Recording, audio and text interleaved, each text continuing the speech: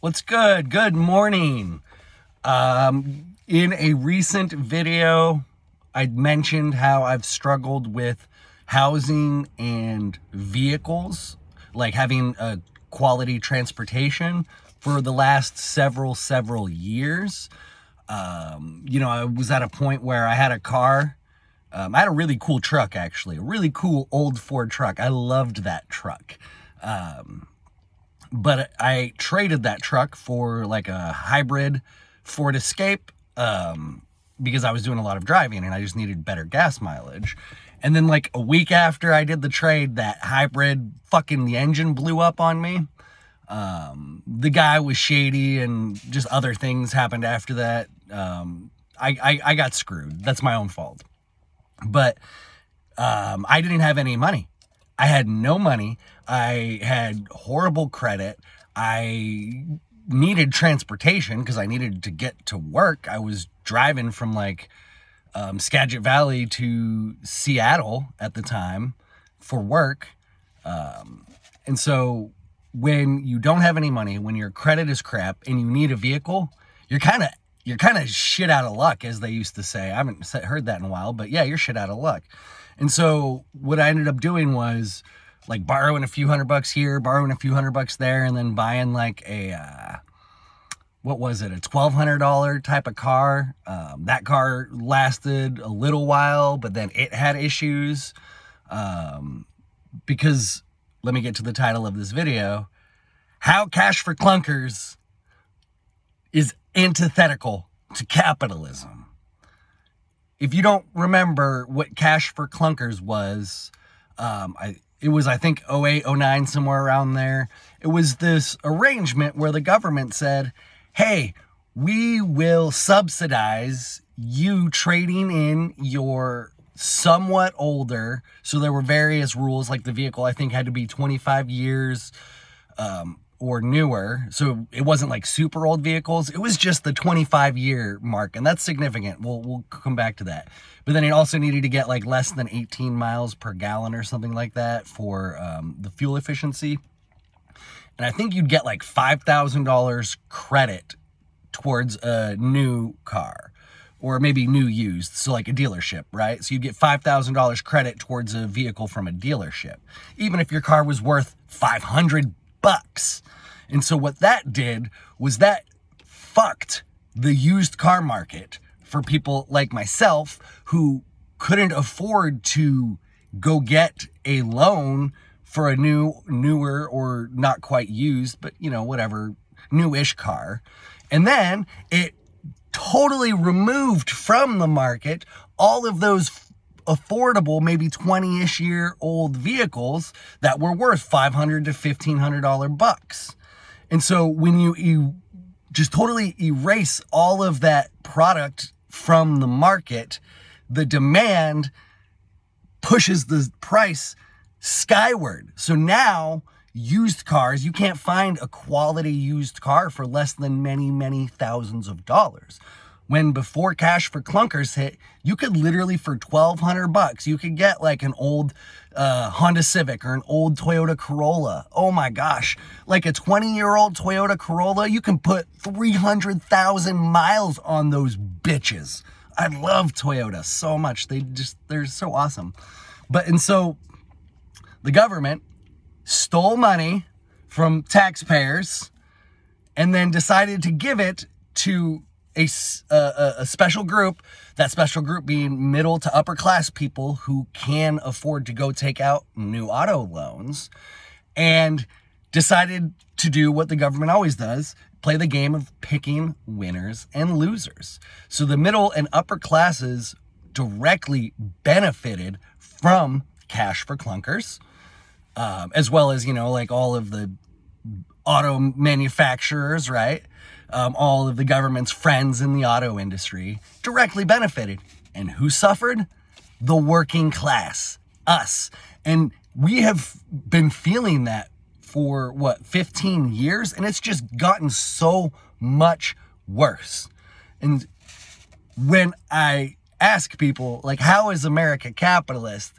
And then they say, well, because We have greedy people who make profit. It's like, yeah, but that's been historically consistent. We have always had greedy people who try to rig the markets in their favor.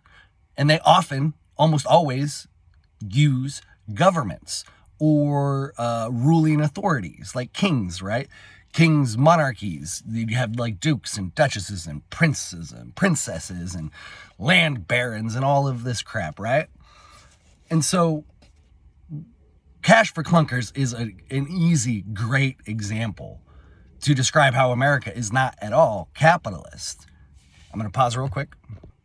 And then the environmental effects of this, this is where my brain goes, and I would love to see like a deep, detailed sort of analysis of this, but you had to excavate all of the resources and minerals to build these other cars, right? So like the 20-year-old Toyota Corolla that I had mentioned earlier, what was the carbon footprint just to build that car? And then you have to add the carbon footprint of the car that was built to replace it. And then the waste, that old Toyota Corolla just gets junked. So there's all of this future life, this future use that could have been put on it. And so when you think about the initial carbon footprint of something, how much it costs to build it, you can reduce the effects of its overall sort of impacts on the climate by getting the most usage out of it. If you extract all of the minerals and put all this carbon in the atmosphere just to use it for a little bit, that's a waste. The offset, it's not there. So it is not only an environmental hazard to have just scrapped all of these mostly perfectly working vehicles to then just have to go mine a whole bunch of more minerals and create all of this new product that does not need to exist. I saw the coolest expression the other day. What was it? It was sustainability is repair ability.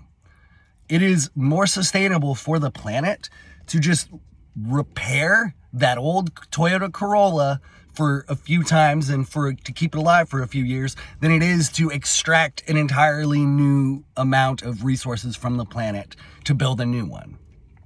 The offset in the improvement of miles per gallon, it doesn't justify it. To maximize the benefit, you need to be able to have a long life for these cars. So sustainability is repairability. But also one more point on that. Sustainability and capitalism also should include the right to repair. So this is getting off a little bit to electronics, but I know that's a big deal in the electronics industry, right to repair. Various Apple products, I believe, you as an individual, it would be very difficult for you to obtain specific parts and equipment to do your own repairs. They very much want it to be done at specific places, at Apple, shops or whatever, right? Whereas you as an individual, you do not have the right to repair some of your products. So if you buy something and then you don't have the right to repair it, you don't own that thing. You don't own what you're able to do with it. That is not capitalism. And so the same thing can be applied to cars. I think it's less of an issue with the car industry. Most cars you can buy a plethora of parts for. It's not an issue. But I know in electronics, it's a whole different game. But from an environmental standpoint and from a free market standpoint, Cash for Clunkers was quite the opposite of free market and quite the opposite of sustainability. Yet you all like to say capitalism is evil. You guys don't even understand capitalism. You have let the propaganda destroy your minds, and it is so, so, so unfortunate. Theoretically, I'm supposed to be doing a show with the Brothers Blue and Steven from the BG Cast tonight. I requested that we talk about capitalism, but they don't want to talk about it because they know it's not that they will lose. It's just that they know that they will have to admit they've been wrong. And that's fine. It's not fine. It's hard to do to admit that you've been wrong. But once you learn how to do that, it gets a lot easier. I was wrong about cannabis in my younger years. I admit that. No qualms about it. I'm going to end the video there. Thank you very much for listening. Please, if you can, tell me where these free markets are so I can go participate in them. Because we didn't even talk about taxes or tariffs. Okay, end the video. Much love.